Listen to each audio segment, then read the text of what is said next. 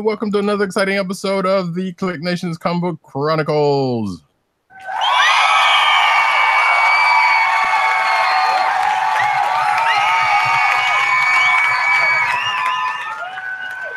My camera takes its sweet time trying to focus for some reason. You don't have to focus because you are with us right here, right now. And with us tonight is the man behind the soundboard, Agent_70. What's up, everybody?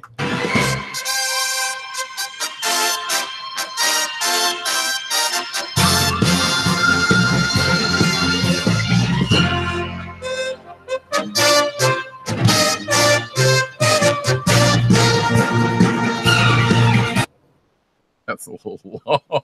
I just enjoy that music so much. You know what? And I'm with you. I'm right there with you.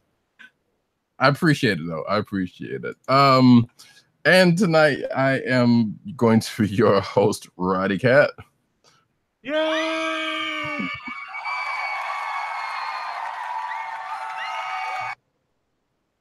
And you can find us at our individual social media spots, such as Agent_70 on Twitter and Instagram.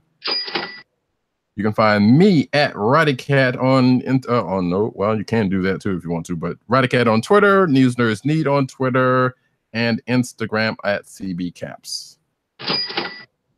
You can find our other two hosts that are not here at this moment who are taking care of some business. PCN_Dirt at PCN_Dirt on Twitter, Pop Culture Net on Twitter, PopCultureNetwork.com, INeedComics.com, all of that. And of course, the Timster himself, TimDad98 at TimDOGG98 on Twitter, the KLIQ Nation on Twitter, that's the KLIQ_NATION, and of course, CB Cron on Twitter and thekliqnation.com. And tonight, we're going to start off. Let me finish off the spiel here. Sorry. You would think I would have done this before. You can find this podcast on Google. Oh, nice. I know, right? Rewind that back, select Apple Podcasts, and you can find us on Google Play, SoundCloud, on the Cold Slither podcast feed. And, of course, we are on the CSPN Podcast Network. That's CSPN.us. Go over there and check this show out if you're not already, and other shows on the network. And of course, shop.cspn.us, where you can go get some merch from this fine podcast, and I don't have anything up right there at this moment, and other fine podcasts on the network. So, like I was saying before I rudely interrupted myself, we're going to get into some comic book news. We're going to get into some comic books. And all right, we're going back to the old format. That's our old format. We're taking it way back.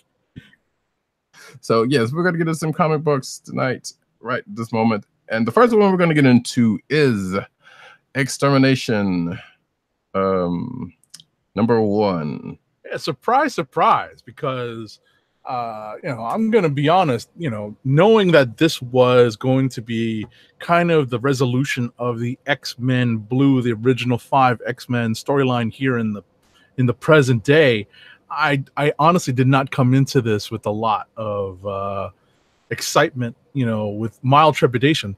And that's, revealed by the fact that I did not actually pull this issue at my shop. I picked it up, but I did not pull this issue ahead of time. Well, I wasn't either, because I felt like I was going to be treating it just like the others of the other events that we have kind of either going about or starting to finish up.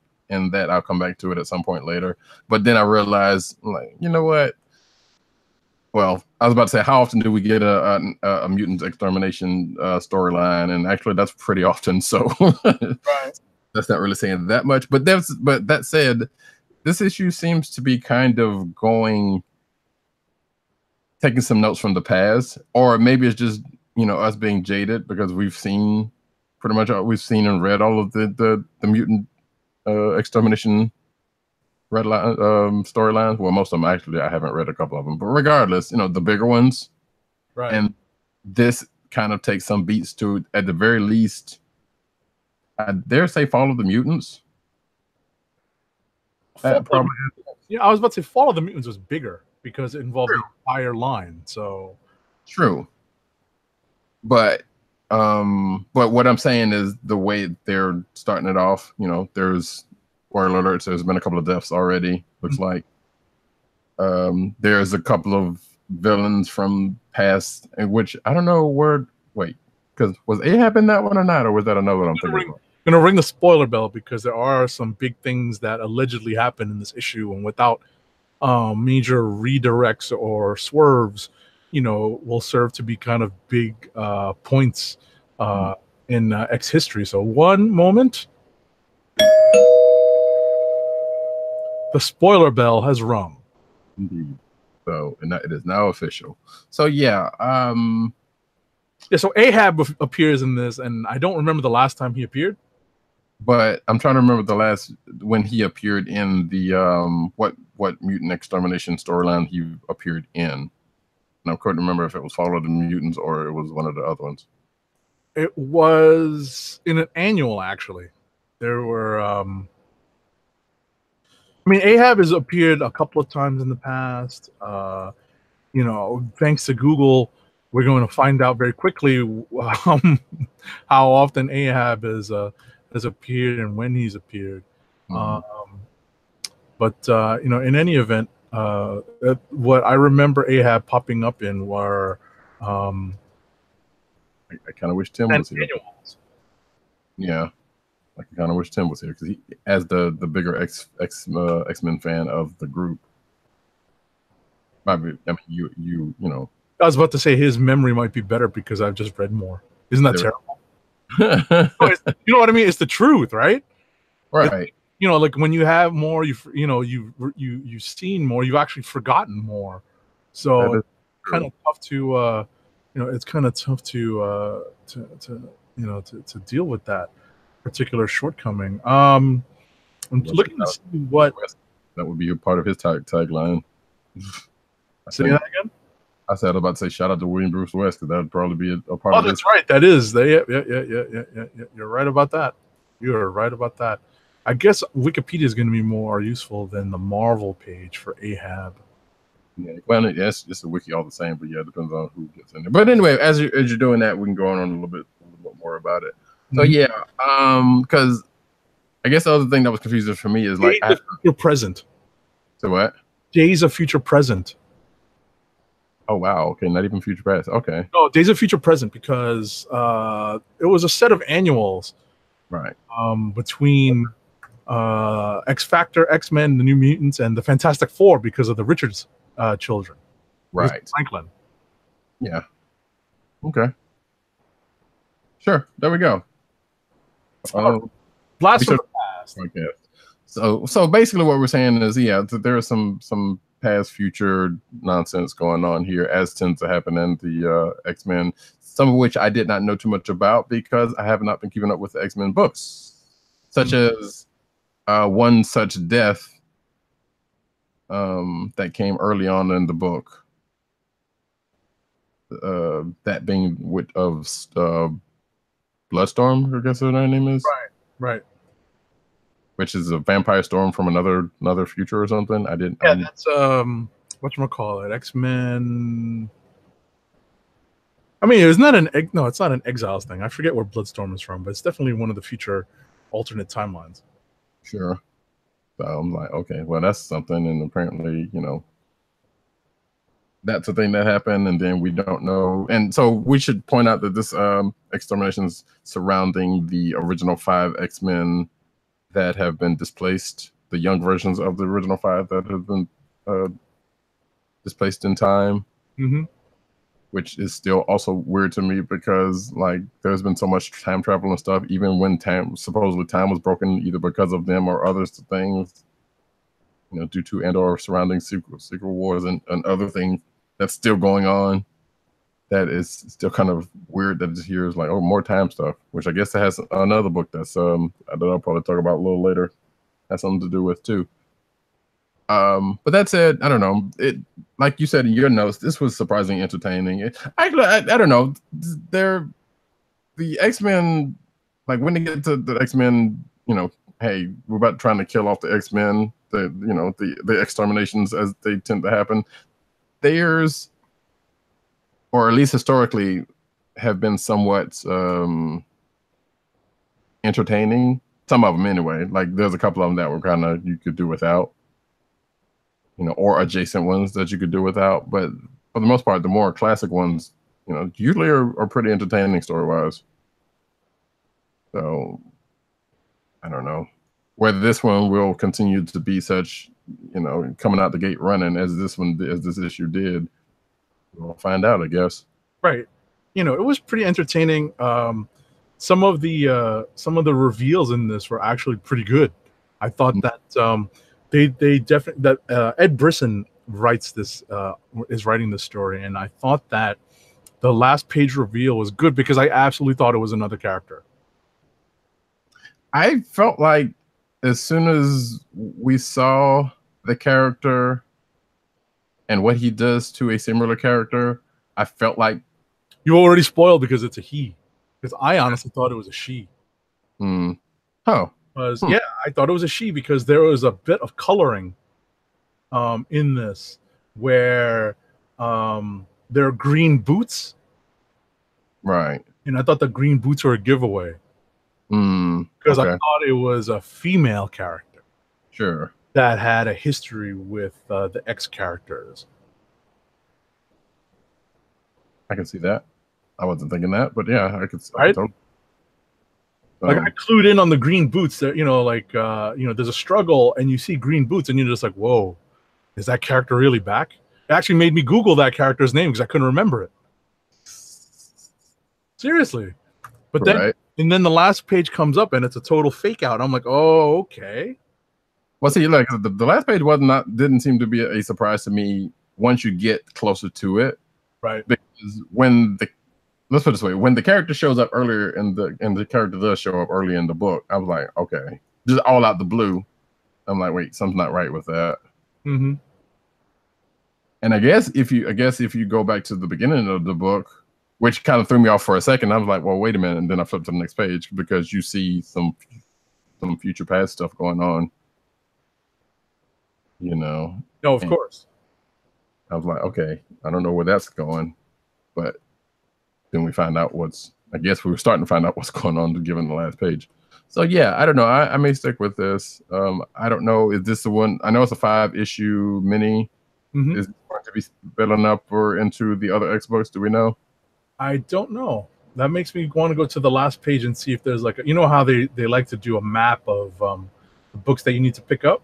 Right. I know remember there's the disassembled thing that's coming up. I know Tim's like looks like to be real excited about that, which I'm like, oh no, not another disassembled. Like we just brought the X-Men back. Why are we disassembling them already? Yeah, that's for Uncanny. Right. Yeah, thanks, Wang. I appreciate it. @ManWang97 chiming in agreement with my first hunch on this. Oh, nice. As Tim chimes in, actually, so that's our own @TimDog98 is watching alongside. Is watching the simulcast, and actually not surprising of his pick. Ha ha ha ha ha ha. Okay.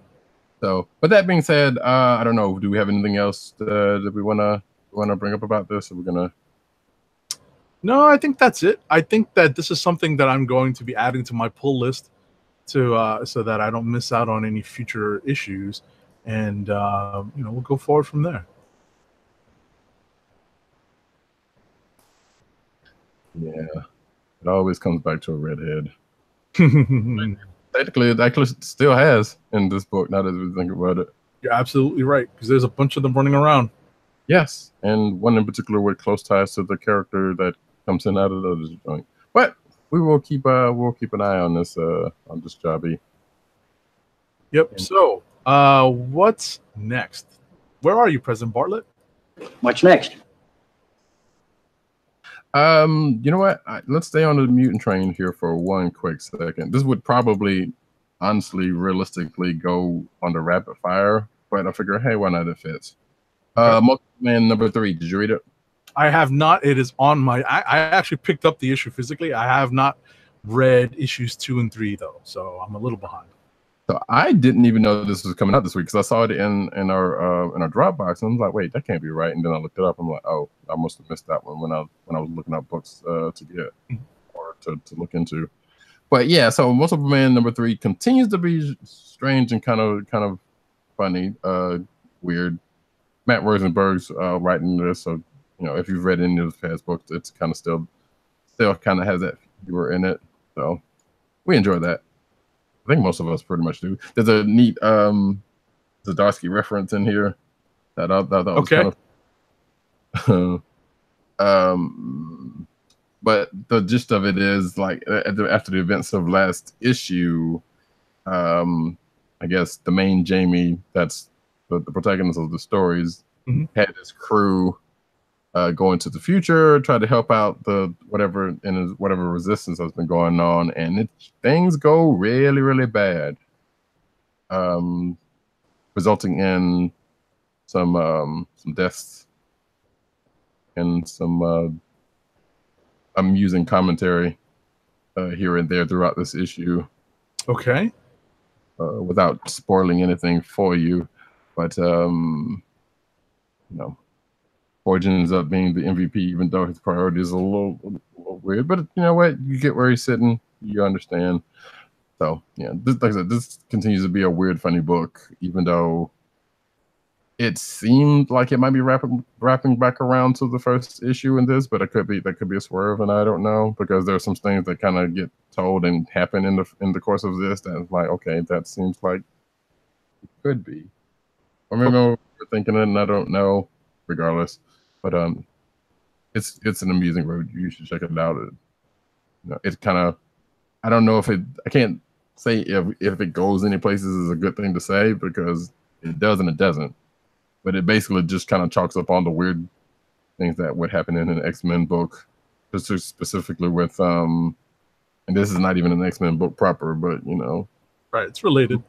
Yeah, kind of little weird things that would happen, such as time travel and whatnot, that would happen in this. Yep. Okay. So yeah, just figure it out. All right, so my turn to throw something out there. Let's stick with Marvel. Let's also stick with some of the big summer crossovers, because we are about to hit, I guess, the turning point in Infinity Wars, which is the and I'll ring the spoiler bell just in case folks are not in tune with their with pulling their books thanks to Diamond Comics solicitations.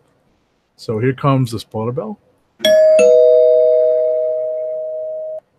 So if you haven't been up on your solicitations, the big thing that was mildly spoiled by them is that one of the outcomes of Infinity Wars is that there are things happening due to the wielder of the Infinity Stone / Infinity Gems that are creating these Infinity Warps, kind of mashup of characters and mashups of characters. And in this issue, we find that, and I've already rung the spoiler bell, people, so if you're not up on Infinity Wars issue #1 or Infinity Wars Prime, guess what? I'm jumping right into spoiler territory. And this is issue you're speaking of. What's that? Yeah. You're speaking of. I'm sorry?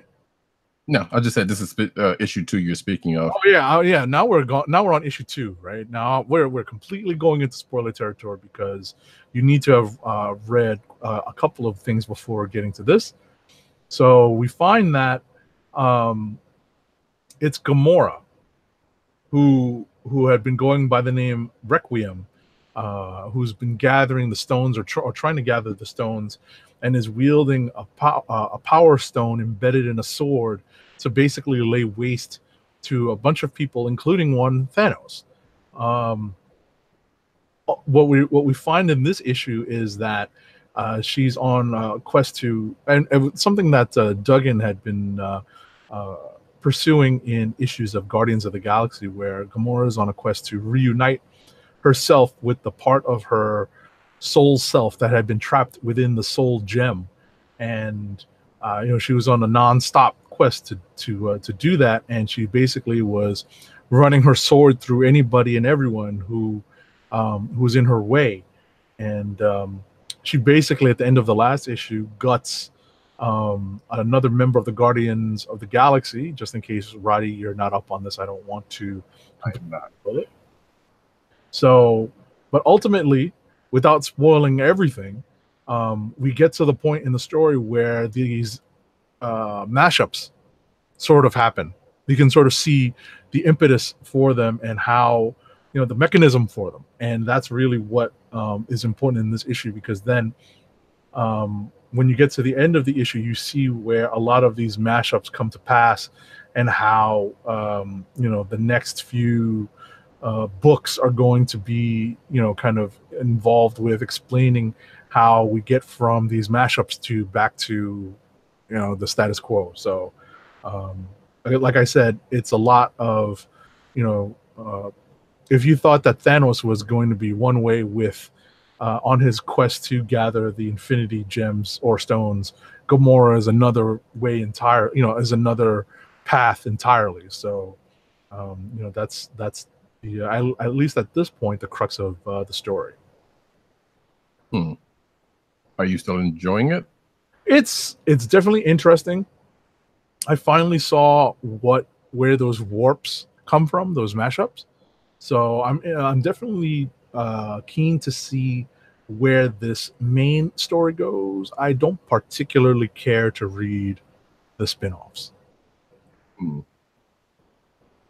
Gotcha. Although I could be wrong. You never know. They could be freaking awesome, and then I'm going to go out and buy them after we read them, after we read our review copies. So, right. I mean, yeah, the warps are curious, but it seems like, okay, sure, they're just using that to kind of throw these amalgams out there. Mm-hmm. But I guess there might be nothing wrong with that if something good comes out of them, for temporarily at least. Right. I was going to ask you, wait, so Gamora's looking for a part of herself that was stuck in the soul gem. So are we talking scantily clad, like classic Gamora? No, it's just a piece of her soul. Right. Okay. It's literally, like, without spoiling too much, it's a piece of her soul. Like, I'm sort of spoiling it by saying it's not the old school bikini clad Gamora, but yeah. That's fine. No, that just wanted to bring that up. I was like, that's weird, because I figured that part was all of that was that. But whatever. It happens. Comic book. Yeah, it's definitely worth the read. Sure. Yeah, I might. I keep saying it, but I might end up catching up on this just to kind of keep up with what's going on. So I don't know. Already. Seems weird a premise, but then again, we've got so much Infinity stuff that's been happening lately. It's just a little bit of an overload. Alrighty, you got next. Let us go to. Yeah, sure, why not? Injustice versus Masters of the Universe. I was about to mix it up another one. Number 2. So.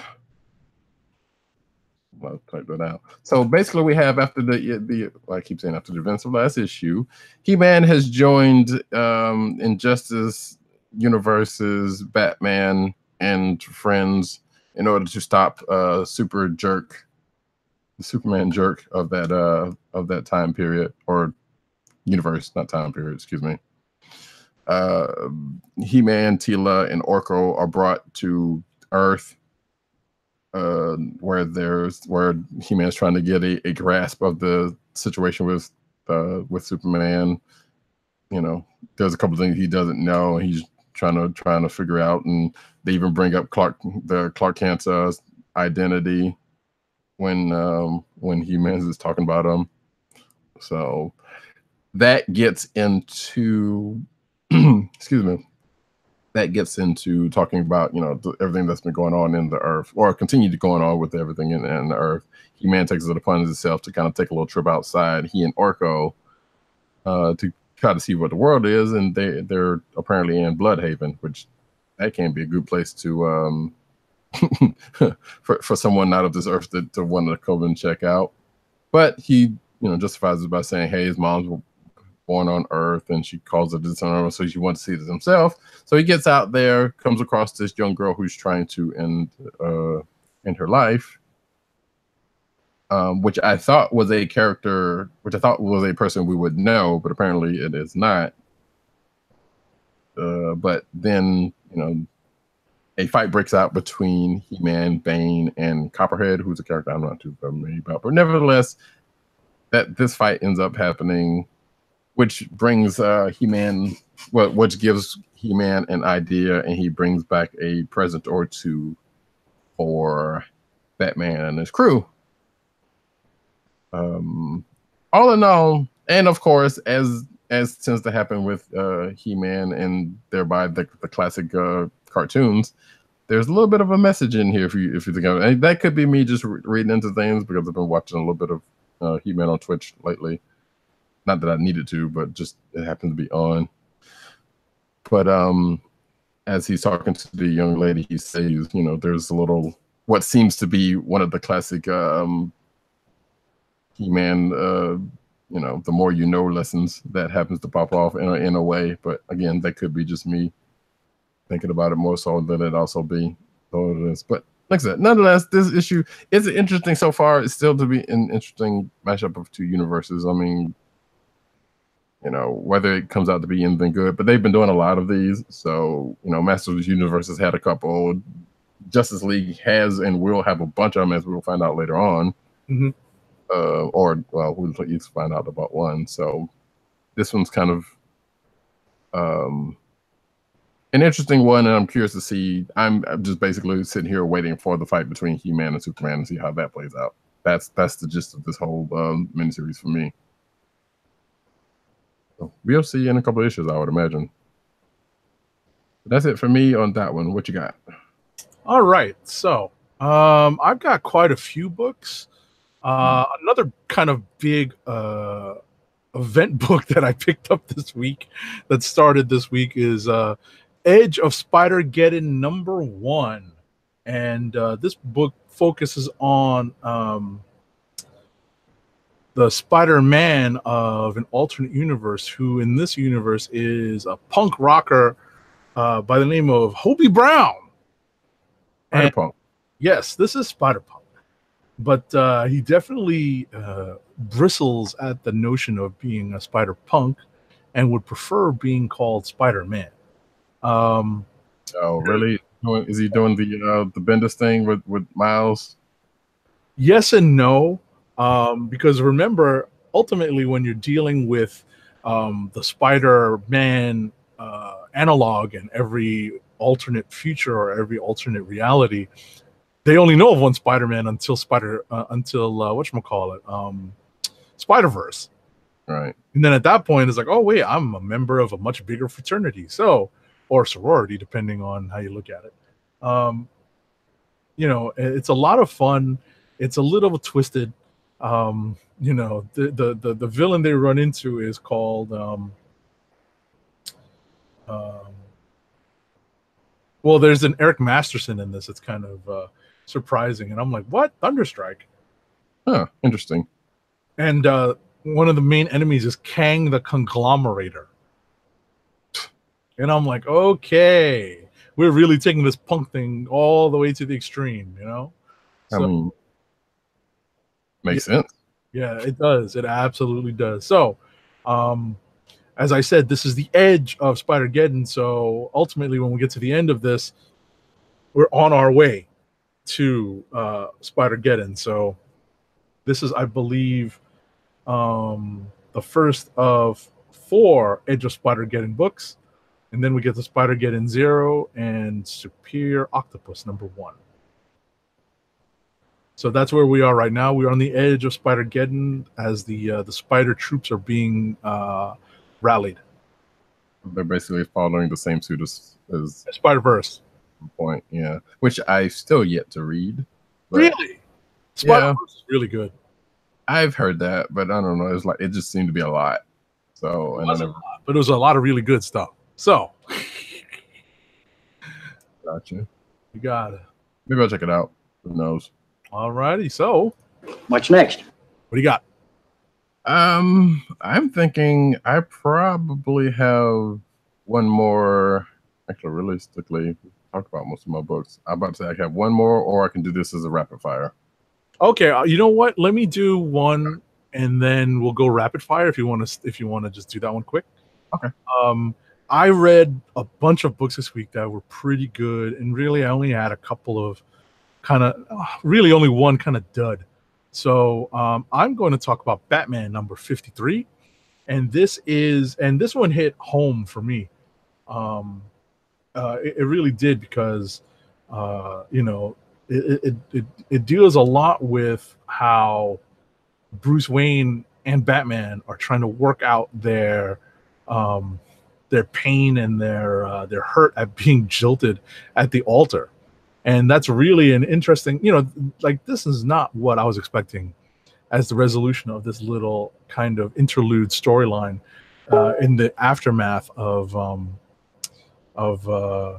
of Catwoman leaving him at the altar. So, um,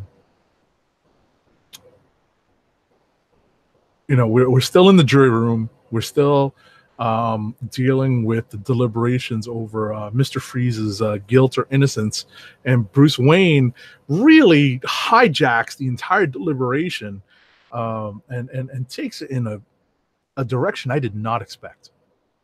And it's a lot deeper than you would expect to read in any superhero book, much less a Batman book. But Tom King, the writer, definitely takes this into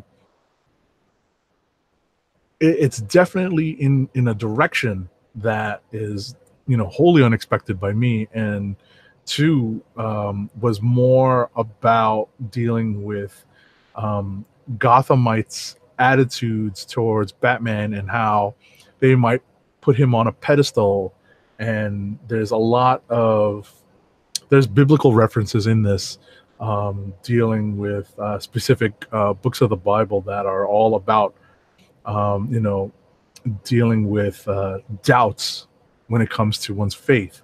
And when you bring that up, especially if you're dealing with the New Testament, scratch that. If you bring that up, everyone thinks of the book of Job. So that is hard and heavy in this book. So if King was looking to really kind of deconstruct how regular everyday citizens might see Batman through their own eyes, especially ones who have kind of lived through a lot of his adventures. I don't know how Zero Year and all that stuff kind of plays into this, post New 52. I'm sure that's still the basic canon, but I definitely recommend this issue. You don't even need to have read the first two issues of this arc, to be honest.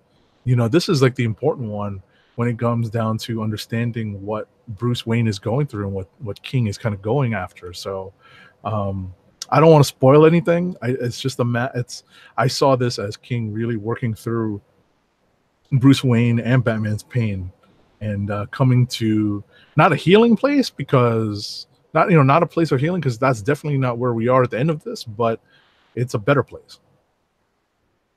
Gotcha. And Matt Wayne 97 asks you a question, and he also says, whoa, how has Rider Cat not read Spider-Verse? It was one of the best Spidey stories in the last 5 years. It's also got Agent 70 and Tim Talk 98 to dress as Ghost Spider.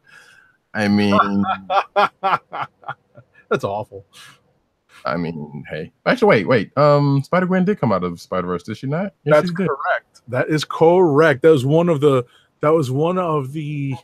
less ordered Edge of Spider-Verse books, and that went into like 4th and 5th printings, I think. So good one. Yeah, and that character has seen some life and legs. So I think we are both a fan of Spider-Gwen. So, but hey, look, we got a lot of books. You can't do all of them. And Spider-Verse wasn't. I checked out. Actually, that is actually a lie, because I did check out part of it. Because at one, I did check out the Spider-Gwen issue, and I think I did check out a couple of other ones.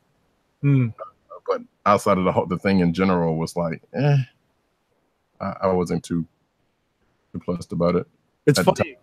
I was about to say, it's funny that Matt Wang is also giving us a question about how I thought as an attorney, what I thought. He's asking what I think of how Tom King has handled the courtroom and the jury scenes in Batman's Batman issues 51 to 53, this storyline. I thought that, you know, it was pretty fair in its treatment. Having not really been in a jury room myself, it's hard to know exactly how that's how that works. Um, as an attorney, you don't actually go into the jury room and listen to the deliberation, so you don't know. But you hope that there isn't one kind of nut job who's willing to turn over your conviction. But that's from the prosecutor's point of view. From the defense point of view, you're hoping for this one guy who's just like, hey, we have to, this case has to be proved beyond a reasonable doubt. So, exactly in that sense, it's it's affirming, because there's always a chance, that someone will actually see the defense case for what it is, which is, trying to establish not innocence, but proof that is not beyond a reasonable doubt, that the prosecution has not been able to establish its case. Out of Jay-Z. There you go. Okay, cool. So on that note, I guess if you had another one you wanted to that I wanted to talk about? You got a few. I can do rapid fire. Okay. Rapid fire. If you want, I'll spin up the Vulcan and we'll move forward. Spin it up.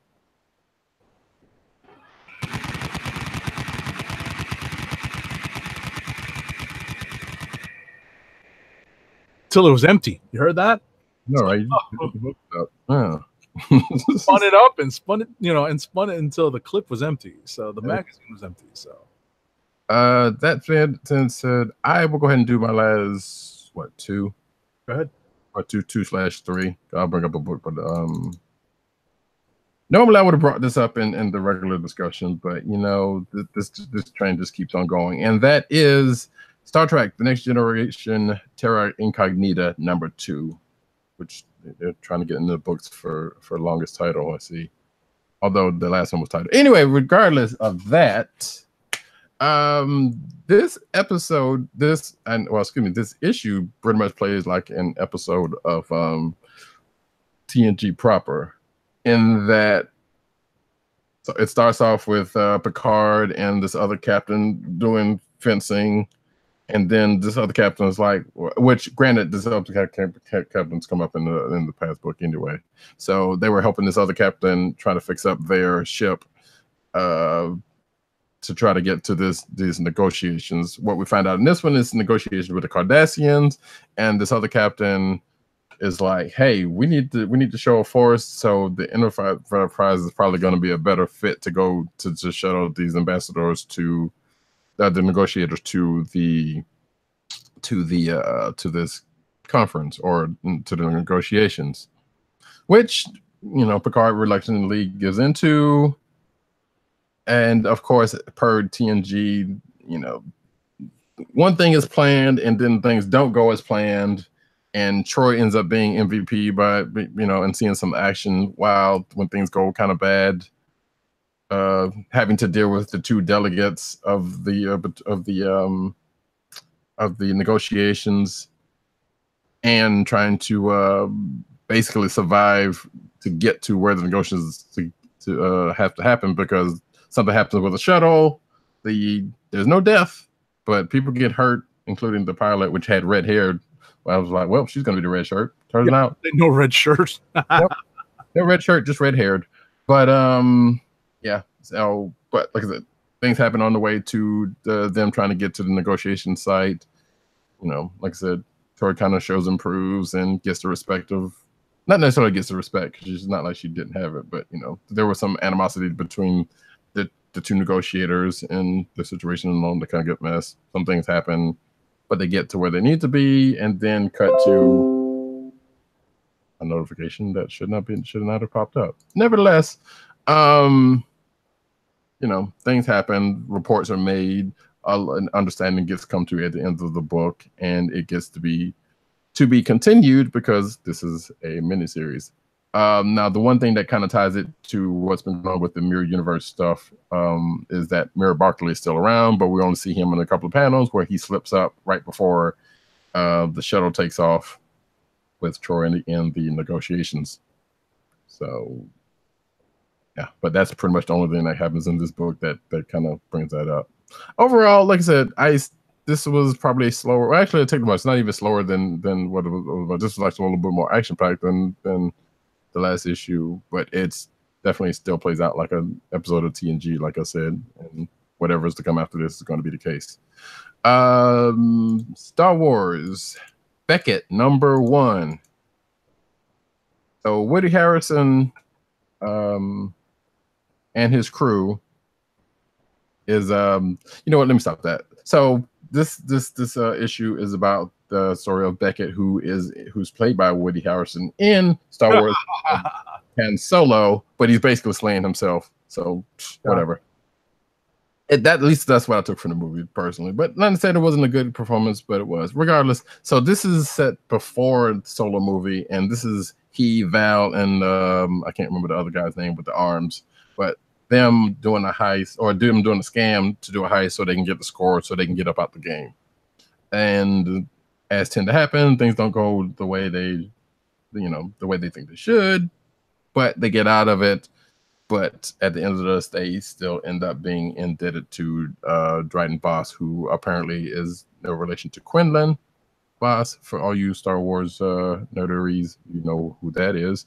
And also, which seems to be weird, I don't know why, but Enif's Nest shows up, who is the Destiny character looking person, the young lady that shows up. She shows up in armor, so at this point we don't know that she's a young lady.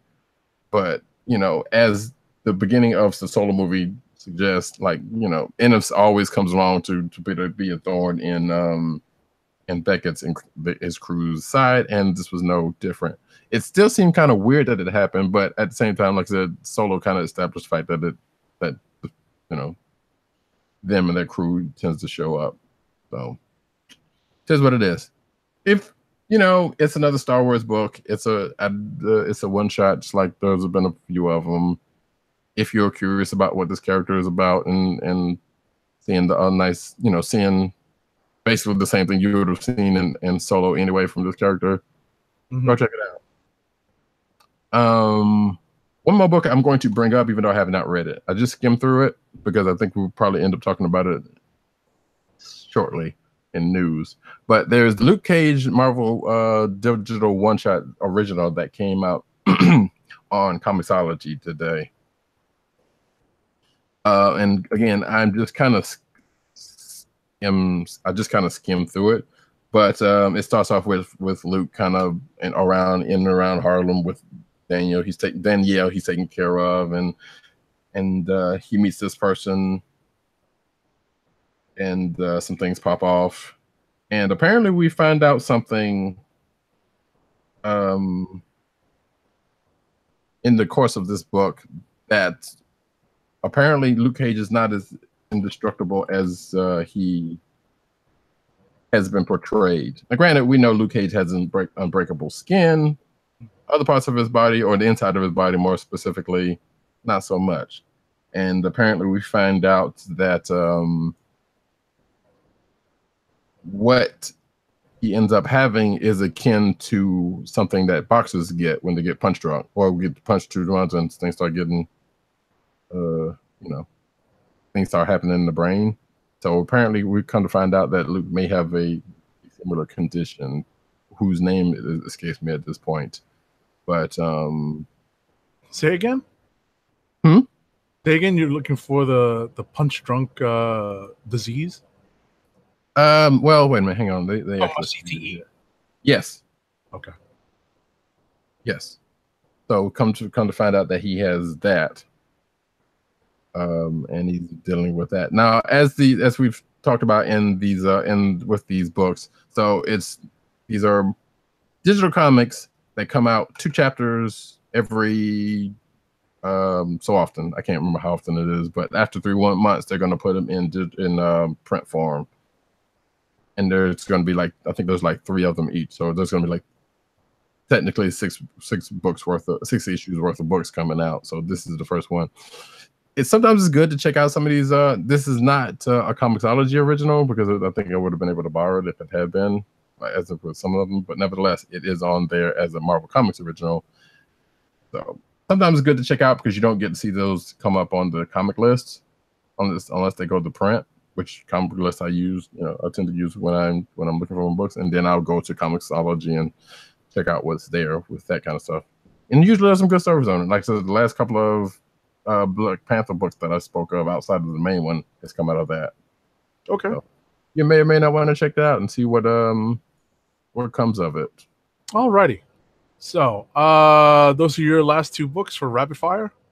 See if I can speed this along. My next book is Doctor Strange #4. What I can say about this is that it's nice to see Doctor Strange is getting his mojo back, and they literally mentioned that in the book. So this is a nice step up for Wade's Doctor Strange, because it's been tough to see him, kind of made powerless again after having seen him powerless so recently in the Jason Aaron book, the Jason Aaron storyline. So it was tough to see him kind of brought low without any magic to speak of again, but it's nice to see him rediscovering it. And there's a pretty cool, although not overly developed, bad guy in this issue. We'll see more of him in the next one, though. Justice League #6. I have to say, it's interesting to see the Justice League in Scott Snyder's hands getting their butts handed to them by the Legion of Doom. So if you're looking to see this group of heroes being humbled, this is definitely the book that you should be reading right now. Tony Stark, Iron Man #3. This is a weird opening arc.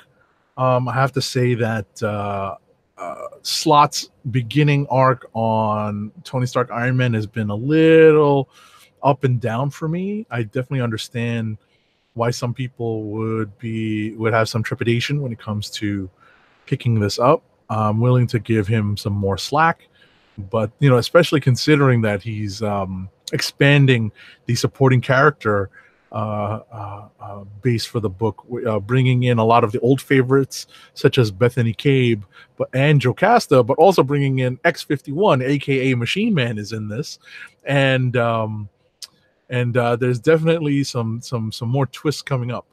And finally, I hate to relegate this book to rapid fire, but I'll finish up with Thor #4.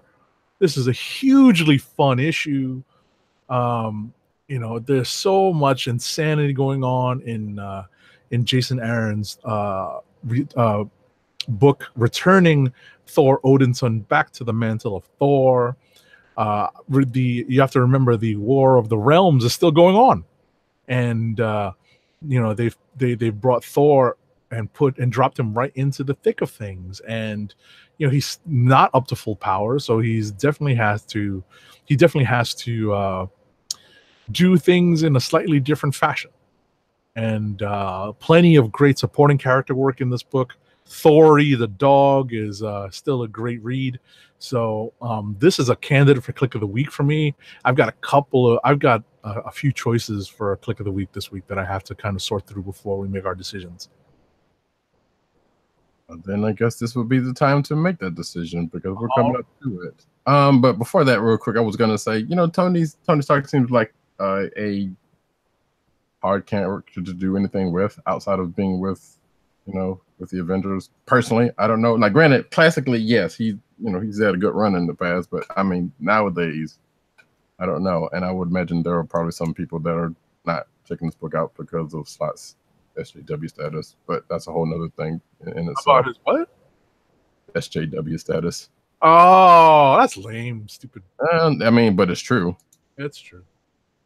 But that said, like I said, I kind of, for a lot of people that makes them want to pick up the book more. So it cuts both ways. I'm hoping that's the case. Also, yes, I'm horror things. I mean, Slott's done some good stuff in the past, so it's not like you can't say he's a bad writer. Exactly. Hello. Yeah, exactly. Superior Spider, the Silver Surfer run was pretty good, but we're not here to champion. We're just things are things. Exactly. So, and again, some characters are kind of hard to kind of write.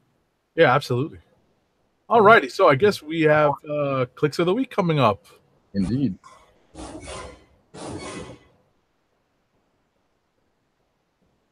All right, so do you have one? We've got a couple. We've got a couple from our esteemed colleagues. And while you're thinking, I'll go ahead and bring those up. So from Dirt, we actually have Batman number 53. That's a good choice. Yeah, he said something in the back channel about, let's see. Yeah, Lee Weeks' art is always a win.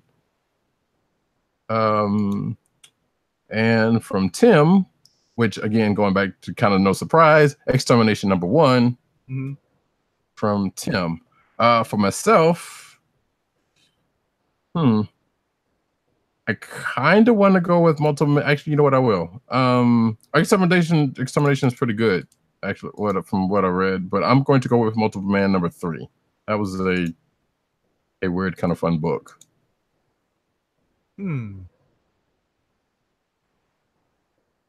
So what's your choice? Multiple Man number 3. Okay. Oh man, this one's a tough one for me this week. I did like Batman number 53 a lot. I definitely liked Infinity Wars.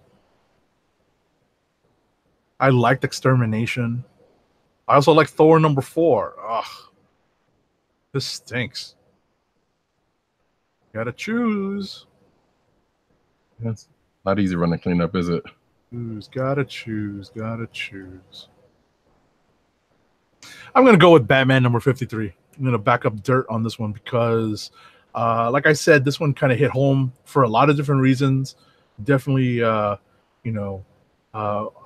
we've all found ourselves in Bruce Wayne's shoes. Maybe not being jilted at the altar, but there's a line in this where, as a result of all this, he kind of admits to Alfred that he's lost, and reading that and how we get to that point really is a great job of writing on King's part, and actually explains how we get a small change in the status quo in Batman. So that's it for clicks of the week this week. Actually, I was going to, and I totally forgot my own joke, but I was going to make a joke, and that my click of the week was going to be this one. You're watching the video, and that is Street Fighter Summer Sports Special number 2018. Or it probably could have been Dirt if he hadn't put one in there, but luckily he did. But, if the name sounds like what you would think it is, it kind of is. Kind of harkens back to the Marvel swimsuit editions. Nice. Actually, I think DC's also has something like that, but yeah, this looks to be harkening back to that. Nice. But that was I saw that in Comixology and thought that was kind of funny. All right. So an ad, excuse me. Yeah, no, exactly. I was about to say we're gonna get to our first ad of the night. Our first ad of the night is for Audible.com. For you, the listeners of the Click Nation's Comic Book Chronicles podcast, Audible is offering a free audiobook download with a free 30-day trial to give you the opportunity to check out their service. We recommend an audiobook of many choices available at audible.com. There are several examples, including Between the World and Me by Ta-Nehisi Coates, The Misadventures of Awkward Black Girl by Issa Rae, It by Stephen King, and Slobberknocker, My Life in Wrestling by Jim Ross. These are all available on Audible. And you, our loyal listeners and viewers, can download your pick of an audiobook free by trying audible.com. To download it, you can go to audibletrial.com/the Click Nation. Oh, no, it's / Comic Book Chronicles. I apologize. It's www.audibletrial.com / Comic Book Chronicles. Go there to download your free audio book.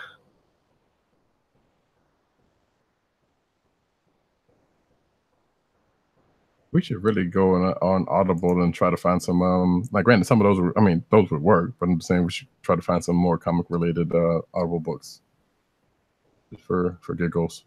Yeah, absolutely. But that being said, it's time for the news.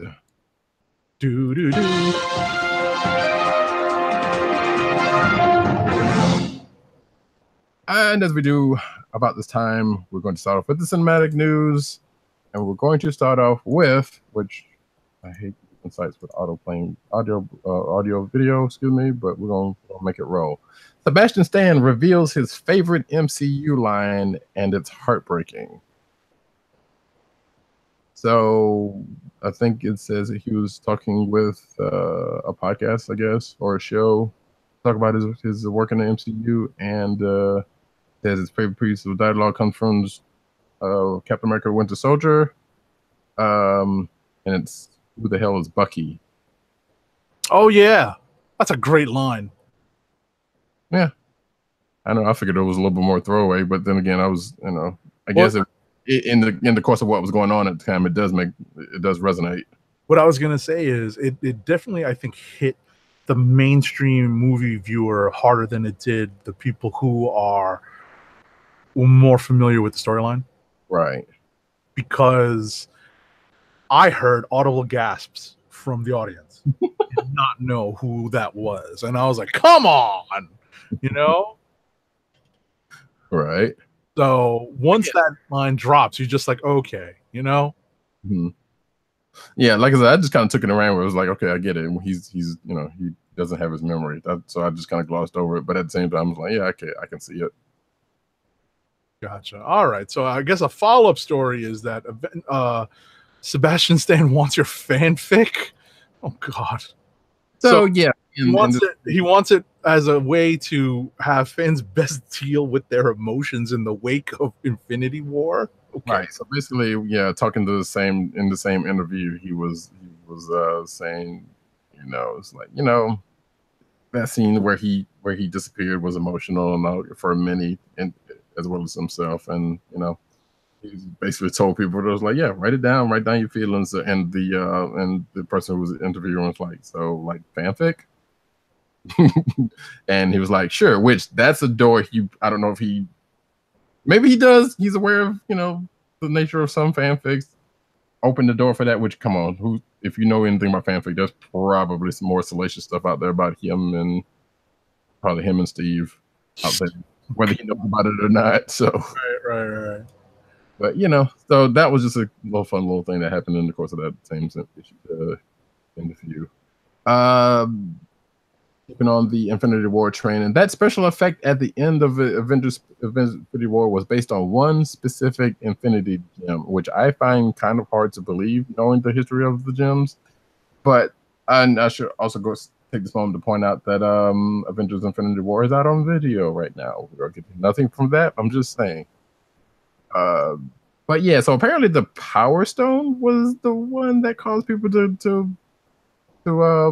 disappear out of existence, and I'm sitting here like, why? How?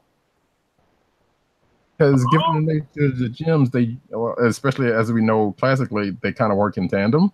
Right, they work together, and that the power one kind of boosts the other ones. So if you had said, yeah, it was this other one, like the Space Stone or something, and just that was being amped up by the Power Stone, the Power Gem, then okay. But apparently, yeah. Okay. I mean, so, this was from the effects supervisor Dan DeLu saying this. Okay. All right. So this isn't this is sort of like a weird Warner Brothers Disney / MCU crossover, but I'm dying. I'm sure that'll be the next other book since Disney's already had theirs. I mean, DC's already had theirs. Yeah. But next up. All right. Next up, gosh, I get this one. Early Infinity War draft included Howard the Duck. Howard the Duck. Oh gosh. Oh man. So we did see Howard the Duck at the end of the first Guardian. So he apparently was going to make another appearance in an early Infinity War draft. And which makes sense because didn't they end up going back to nowhere at some point or something? They did. That would have made some sense. They did, and I'm surprised that you don't know this because I'm surprised. Did you pick up your Infinity War copy already? No, not yet. See, your very own Agent_70 already picked up his Blu-ray digital copy yesterday, Tuesday actually, and already sat and watched it Tuesday night. So I'm up on my Infinity War stuff. Nice. Yeah, I was going to pick them up when I go pick up my books, but I haven't done that yet. So gotcha. But yeah, so that's the thing, and I'm sure there's many more deleted scenes and other tidbits you'll find out when you check out the Blu-rays, other stuff. Okay. And speaking of video evidence that Thor's roommate Daryl survived Avengers Infinity War. Yes, I am pronouncing it, and I'm Southern, folks. So yeah, in the wake of Thanos' snap in wait, I missed what it is you're pronouncing a certain way.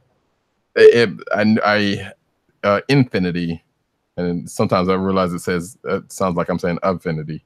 Ah, okay. I pushed myself on that one. Not that anybody would call it up, but regardless.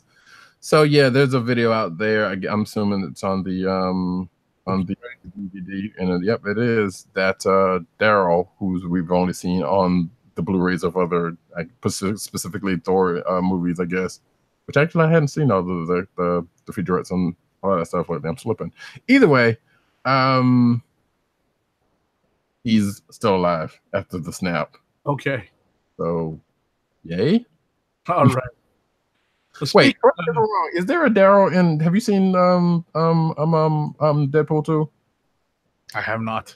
Okay, because I'm about to say, isn't there also a Daryl there? Which it's a different Daryl, not the same That's one. coming out on home video next week. I think. It's already out, I believe. I think it's already out. No, on home video. Yeah, I thought it was digital. Out. No, it's out on digital. The Blu-ray came out. Okay, I thought it came out on the same day as this, or last week. 21st. Gotcha. Okay, well, there you go, folks. Plug. Not that we're getting anything of this, like I said. But all 20 MCU films are returning to the theaters for the 10th anniversary festival, for a 10th anniversary special festival. Get your butts in seats, people. And just glue them there, because holy cow, that's a lot of movies at one time. Obviously, there's going to be an intervention. There needs to be an intervention if you're going on. So in celebration of a decade of the Marvel Cinematic Universe, all 20 features will return to IMAX theaters, which that's a pretty good way to watch them, I guess, across the United States and Canada for the Marvel Studios 10th Anniversary Film Festival. The event will take place exclusively in IMAX theaters from August 30th to September 7th. So they are breaking them up. Makes a whole hell of a sense. Because there would be some ranked movie theaters. Anyway, the first 5 days of the festival, Thursday, August 30th to Monday, to September 3rd, will feature all 20. Oh, wait, hang on. We'll feature all 20 movies in order of release, starting with Iron Man and ending with Ant-Man and the Wasp, with 4 films screened each day. In addition, this initial run will mark the very first time that Iron Man, Incredible Hulk, and Captain America: The First Avengers have been shown in IMAX. There's some incentive to catch, at least in my opinion, Iron Man and Cap: The First Avenger in IMAX. I would think so, and that whole movie's actually not bad, also. But I got to deal with Ed Norton. Yeah, that is the caveat there. But hey. According to this article, also the 6th day of the festival, the 4th, will have an Origins theme and feature Iron Man, Spider-Man: Homecoming, Black Panther, and Doctor Strange. The 7th will follow with team-ups featuring with Guardians of the Galaxy Volume 2, Captain America Civil War, Avengers, and Avengers Infinity War. So basically, they're going to go down the line and then just break up in days. That's an interesting way to do it. That makes sense. Makes sense. I'll be seeing some of those twice, I guess. Right.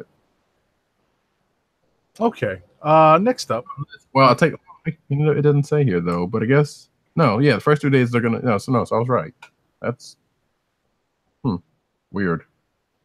Lastly, the final day of the festival will feature 2 films chosen by the fans. A poll is being held on IMAX's Twitter page, by the way, allowing the viewers to vote between Iron Man, Captain America: First Avengers, The Avengers, and Black Panther. I can only imagine which ones are going to make that cut. But it will be open until August 7th, which is already over with, so don't even bother. Right. That's already been determined, people. Yep. So if you're near an IMAX and you're willing to plunk down for this, go right on ahead. Man, this is one of those things where if you had if you're a student and you just had a few bucks and an IMAX theater handy, man. I was about to say, yeah, and those who don't normally go together. Exactly. So, and I don't think this is a thing you can do with Movie Pass, which they're having their own issues. They're having their own issues. Yeah, let's leave that out. So moving right along. Yeah, next up, we have Lucasfilm is celebrating Star Wars: The Clone Wars movie's 10th anniversary. So the animated movie officially came out 10 years ago this week. Mm-hmm. And, if you're a Clone Wars fan, with especially with the news of Clone Wars series coming back, hey, this is good news. There's been a few of that coming out. Okay. You go check that movie out. It's pretty good.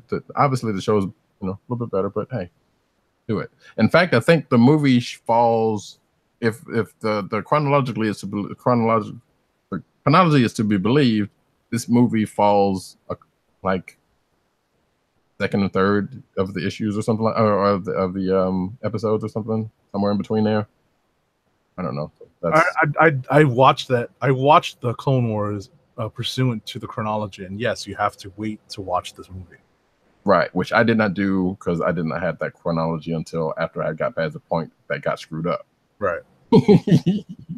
Although you could argue about some of the stuff in later seasons kind of also are out of order. But whatever it is, Clone Wars is good regardless. So go check that out. Next up. Oh, stop, please. The Punisher Season 2 wraps filming.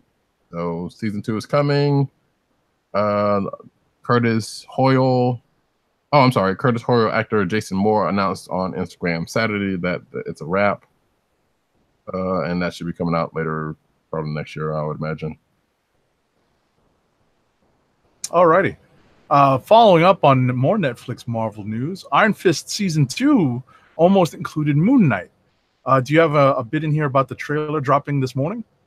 I do not. Okay, so coincidentally, the Iron Fist Season 2 trailer dropped this morning, and there's a couple of tidbits in there that we can talk about as well. But apparently, Moon Knight almost was included as a character in this, and it's a shame because the Netflix shows do a good job of, speaking of the Punisher, do a good job of introducing, major Marvel characters as supporting characters and then spinning them off.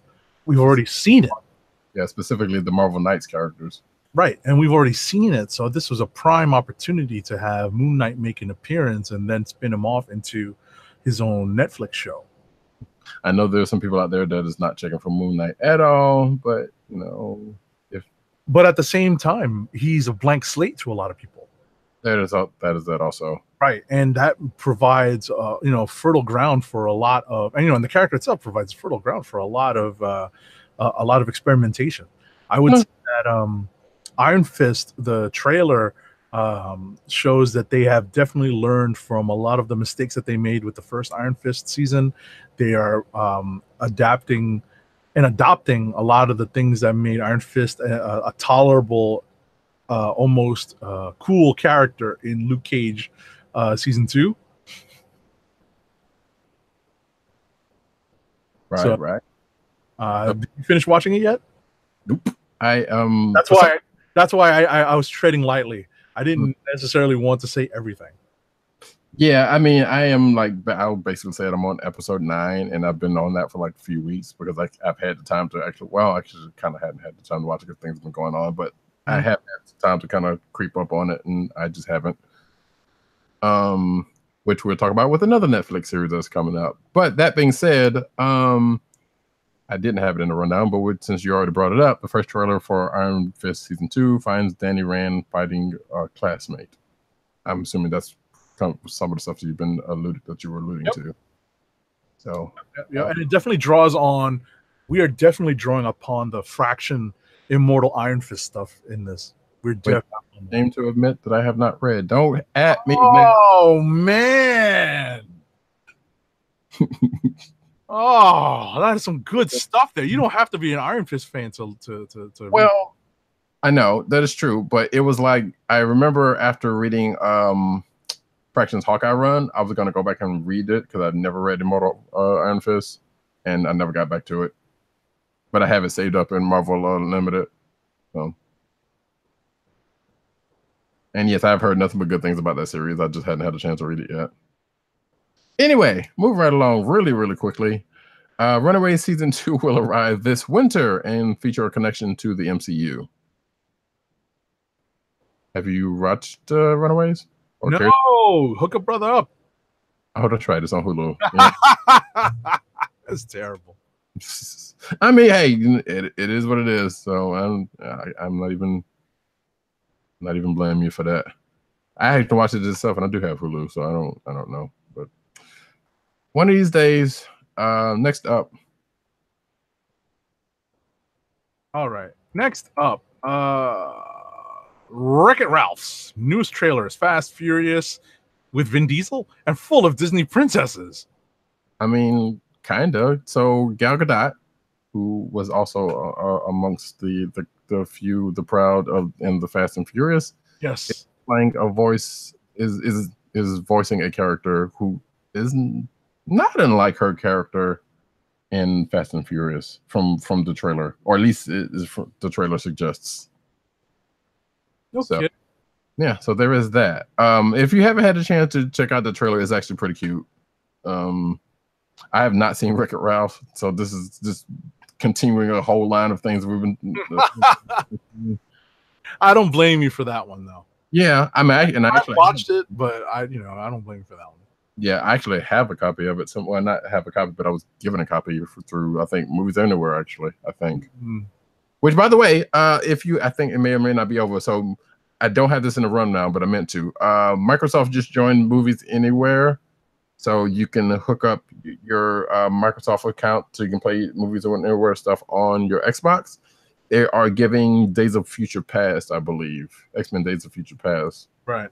Out with that, which I guess one I already had, but now you don't have to watch it. So go take care of that. Next up. Disney's Mulan kicks off production with first photo. So this is a live action version of Disney's Mulan. And we have, again, something else I still have not seen. Yes. So, what was I going to say? Oh, so they released this photo of Liu Yifei. I'm sorry for mispronouncing your name. Why do I always get the ones that I have to mispronounce people's names? Why? Anyway, we get this photo that you can see here on the video, and you should be watching the video sometimes because sometimes we show off some good stuff, like maybe later. But yes, a live action adaptation is coming. It is going to arrive in theaters March 27th, 2020. And it looks like we got a nice crew going along with us, like Donnie Yen, Jason Scott Lee, Yoson An, a bunch of other people, because I'm not even. Oh, Rosalind Chow from D Space Nine, Chen Pepe, a bunch of people from a bunch of different things, and including Jet Li apparently is going to be a part of this. So, star-studded, folks. In 2020, we won't have to wait. There was a lot of buzz on this on social media, so should check that out. Next up. Alrighty, next up, more live action Disney. First live action Kim Possible teaser trailer has arrived. Stop. So this one's going to be on Disney Channel, so this is not going to be in the theaters. It's worth pointing out, and yeah, we've kind of already talked about who's going to be a part of this, but there's a trailer. I still haven't watched that, and because Kim Possible is a little after my time, which is one of the few things that's been past my time that I care about not watching, that I don't care about watching. Next up, Disney intends to release all completed Fox films after purchase. So that means stuff that's like in pre-production or production right now. Apparently, because that is including some stuff. So yeah, because I think there's another Simpson movie supposed to be coming. Sounds like Planet of the Apes, Predator, all that stuff. That's because that Predator movie is kind of some ways in. Mm-hmm. So I think that Avatar movie, I don't care who wants that, but regardless, yeah. So whatever stuff that was already in the pipeline. Oh, you'll be happy to know this. Well, at least according to this article, properties like an adaptation of David Peterson's Mouse Guard are also safe bets to make the transition to Disney. Nice.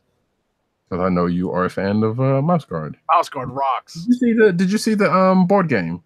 I did, and I know that there's a role-playing game out there too. It's just not stuff I have time to dabble in right now, but I definitely would like to support and encourage people to support the Mouse Guard products.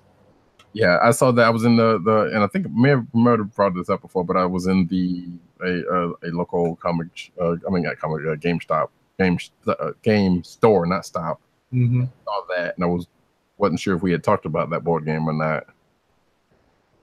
And obviously, I thought of you when I saw it. So there you go. There you go. The next up. All right. The Batman to begin filming in spring 2019 with Ben Affleck producing.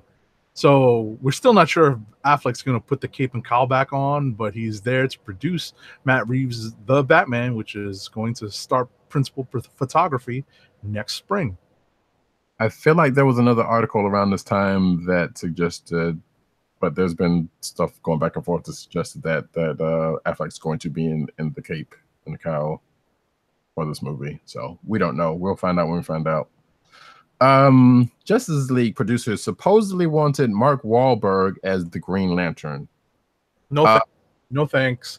I would also go so far as to say, and I didn't put this in the lineup for reasons. There was a rumor, or actually it wasn't even a rumor. I think somebody had put it out there that whether it was a rumor or not, it doesn't matter, that Tom Cruise was also in the running, and specifically the front runner to become Green Lantern. I'd rather have Tom Cruise because he'd just be Maverick. I mean, he kind of already is at this point, but you know what I mean? Like, he'd just be Maverick, the test pilot. True. Just an older version, but they're still doing Top Gun 2.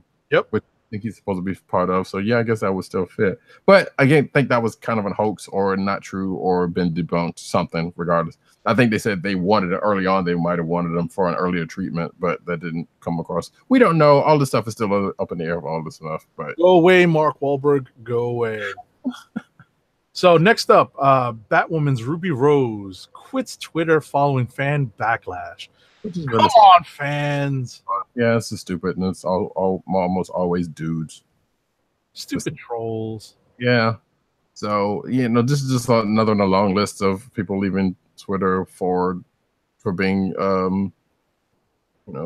just getting trolled to death, whatever the case may be. And these fools think they won, which I guess kind of said they might have, but that kind of stupidity needs to stop. That's all I'll say about that.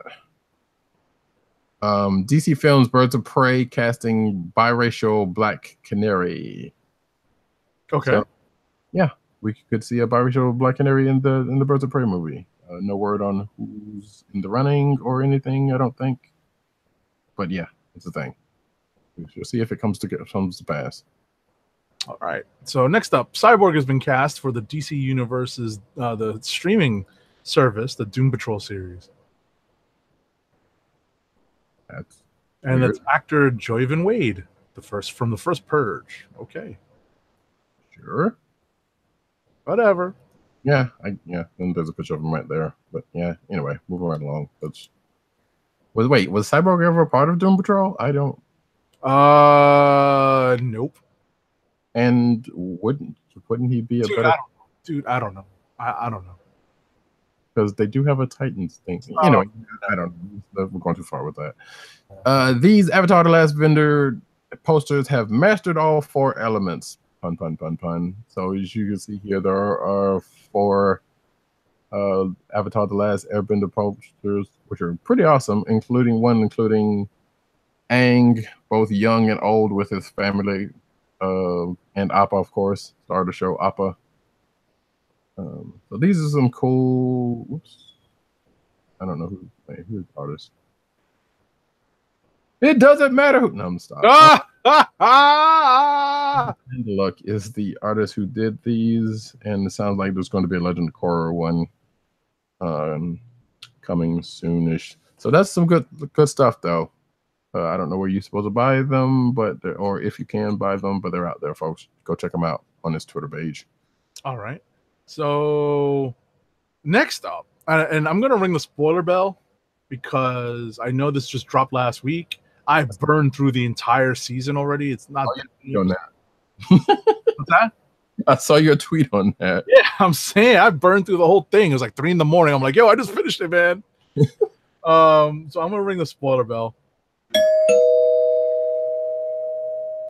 So apparently, the Netflix Voltron show's showrunner apologized for the series' handling of a gay relationship. This relationship, it kind of came out of the blue, for one. And 2, apparently, people are frustrated with how it was depicted. And I'm like, what? How? I mean, listen, I have not yet read this article and seen how people might be offended by how it was depicted. I didn't take any offense to anything I was watching. It was just kind of out of the blue. I was just like, so okay, so this character is gay. I mean, moving on from there, I was like, okay.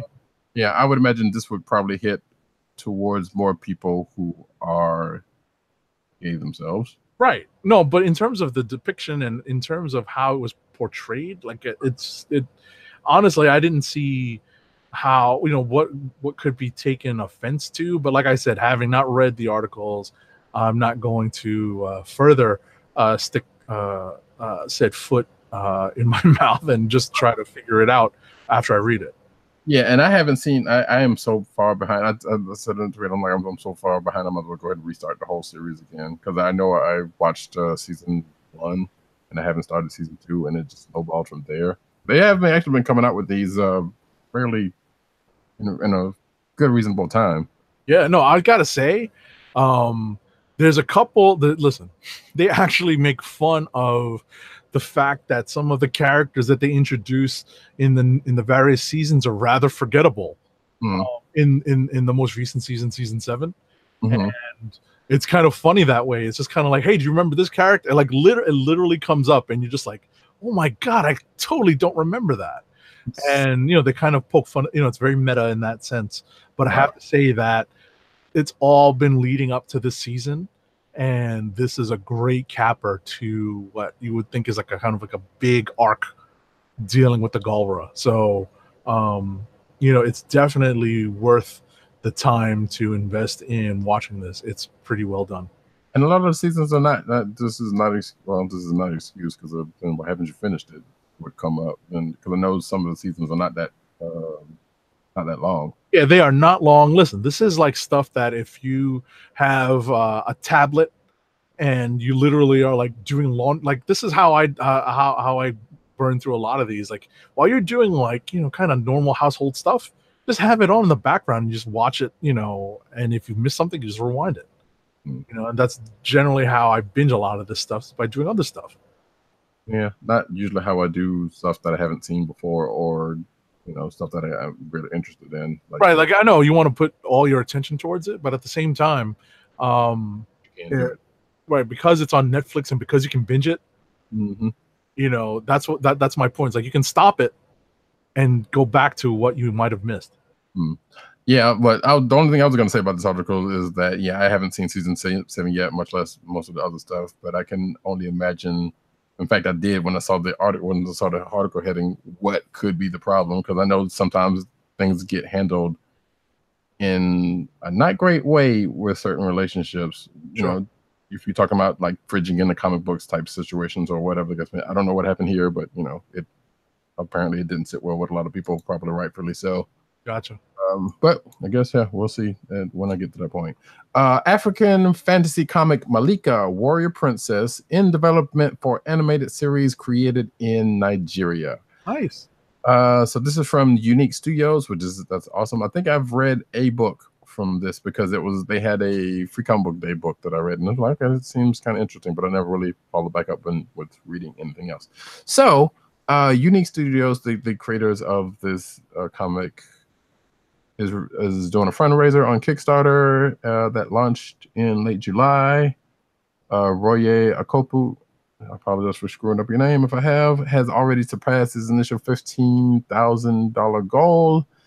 Unique has already commissioned a 2-minute teaser reel, which is in this article, for Malika Warrior Queen, hiring a Nigerian animation crew for this African medieval drama.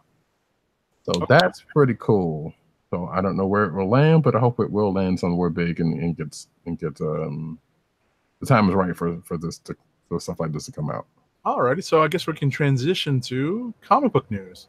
Yes. Oh, I love that. Alrighty, so first up, Eat Your Heart Out, Sailor Moon, Agents of the Realm gives us a new era of girl power that's all inclusive. Okay. Yeah, so I had been hearing about this webcomic, but I have not checked it out for.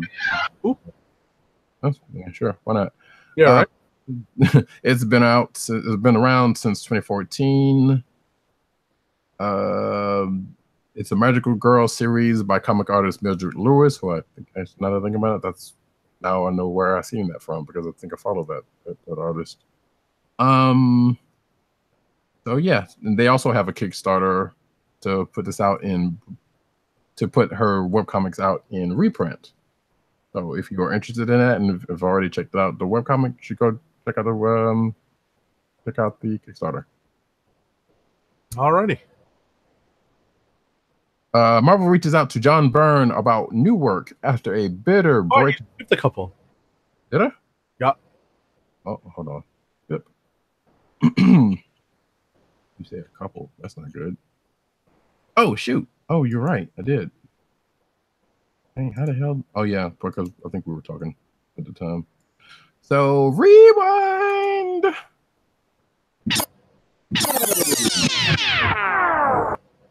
Yeah.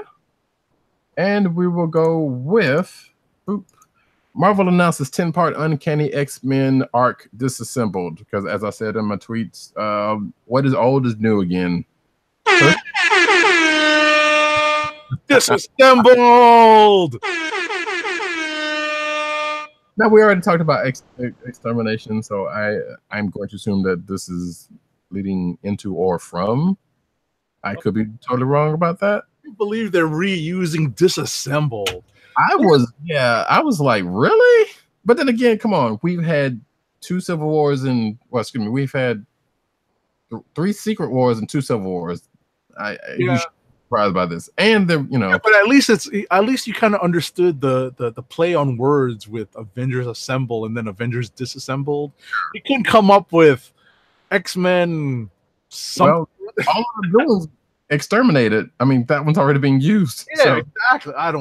But then it doesn't also kind of give across the message that they're not exterminating anyone here. They're breaking the team down to build them back up. Yes, but I understand why they're using the term, but So here's my problem with that. When they did that with Avengers, they did build them back up. They got rid of them for a couple of years. I mean, out of Disassembled came New Avengers, though. Well, yeah, but it took a while for that to come back because it wasn't. No, it wasn't that. I guess yeah. Okay, yes, I guess you could count that. Yeah, but like I said, there was if I'm not mistaken, it was a little bit of a difference between Disassembled and when they brought back New Avengers. No, I think it was like on the heels of it. You sure? Because I don't think it was all Bendis. Yeah, it definitely was all Bendis, which take for that from what you will. Yeah. Which actually, I take that back because I liked New Avengers when it came out because it did some, But regardless, it is what it is. We're talking about the X-Men right now, and I could be very wrong about the length of time, so I'll take that. But yeah, so Marvel Comics announced a new 10-part. I believe Matt Rosenberg's doing this one. Am I right? The team would include creators well versed in all things X related. So Ed Brisson, Kelly Thompson, Matt Worthingberg. Okay, I was right. Mm-hmm. They'll be the ones writing this. And it's a team effort. Yeah. And the writers will be joined by Mahmoud Asrar, R.B. Silva, Yildiray Sinar, and Perry Perez. Excuse me. Well, I mean, listen, they've got a good art team there. Yeah, for sure. So, and I think I told Matt Wang when I retweeted it or whatever it may be, which I didn't mean to do that. But I'll be checking it out for, Rosenberg. I like some of the stuff. Mm-hmm. We're still seeing where Brisson is. Like, obviously, Brisson wrote Iron Fist and a couple few other things, so he's kind of out there. Right. His first issue of Extermination is pretty good. Mm-hmm. He seems to be pretty decent on action. Kelly Thompson has done some stuff. She's also, which I know, I've seen some people out there waiting for that new West Coast Avengers, which she's writing. I kind of halfway am too, because as a lover of the West Coast Avengers, even though I don't like two people on the team, or at least one or two people on the team, I'm still looking forward to it. Regardless, this is coming up. It's going to. Oh, that's right, because it's Uncanny Avengers. Uncanny X-Men is coming out in November, so I guess it's coming about around that time. Okay. The thing. Next up, Ben Reilly, Scarlet Spider artist. Will Sliney is leaving the book early for work on the upcoming Solo, a Star Wars story adaptation in comic book form. But yeah, they did say that in the back of that Beckett one shot. So there you go. Now you can talk about the John Byrne story. Now we can bring that up. Wait, why am I back there? Oh. Marvel reaches out to John Byrne after 18 years after a bitter breakup about new work. So yeah, I don't know the logistics of what happened in the first place. Maybe you do about what was the breakup about. But regardless, it's been a while since John Byrne's done some Marvel work, and now he's coming back. It sounds like he's doing Fan Expo Boston 2018. Byrne revealed that as a part of explaining how his self-published continuation of his Uncanny X-Men run called the X-Men Elsewhere is coming about, because I forgot that is a thing. I thought we might have talked about it already, but I'm not sure if we did. But basically, it sounds like there was some discussion on his website and things happened, and there you go. Which I guess the X-Men Elsewhere is the new work that he's talking about. They're talking about, not anything outside of that, which what he was doing. Okay. Fans of John Byrne rejoice, and because Yeah, I mean, I do remember the book that was like X-Men First Years, I think it was. And he did not have a good parting of ways with Marvel. So can't believe that was 18 years ago. Jesus. Yeah, time flies. So here we go. Byrne publicly quit Marvel in 2000 following the publisher's decision to cancel his X-Men Hidden Years. Oh, Hidden Years, that's what it was. Title as a part of a broader effort by then editor-in-chief Joe Quesada to slim down the X-Men line. So yeah. And the article just kind of goes on about that a little bit, and talks about and Quesada kind of confirmed. Yeah. You know what's funny? Very quickly before we move on, it's funny that like with the changes in editor-in-chief, each editor-in-chief, when they make their change, they try to imprint themselves on the brand. No, not necessarily that, but I guess as part of that, they go and try to repair a bridge that may have been burned down. You bring up Joe Quesada. When he first came on, remember, he tried to, he definitely repaired the DC Marvel bridge. Right. And that's how we got JLA Avengers. Right. when he first came on. So it's interesting that CB Cebulski now, within his first year of taking office, as it is, he's trying to rebuild a bridge burnt in the wake of John Byrne's departure from Marvel. Am I misremembering this? And I don't remember, or I can't. It might have been somebody else, not Quesada, but Quesada necessarily wasn't liked as much when he came on as ERC. Personally, for some of the things, I may be thinking somebody else, and could be completely wrong. From what I remember reading, there, like some people thought that he would be more friendly to creators because he was coming from a creator-owned background. Right. I'm not 100% sure if that's accurate. I don't want to say much more because I'd have to do a little bit of research and get back. All right. So next up, spoiler alert. What is Quicksilver, No Surrender is giving. This, I was about to say you did the Burn one, so let me get this one. Okay, do it. That's why I was ringing the spoiler bell. Okay. Quicksilver's No Surrender is giving the Maximoff twins some much needed depth. Okay. So I've been reading this book. I've been reading it on and off. Oh, really? Okay. Yeah, because in the wake of Quicksilver kind of being trapped in as a result of his of a speed stunt, he's basically reflecting on why people hate him. Right.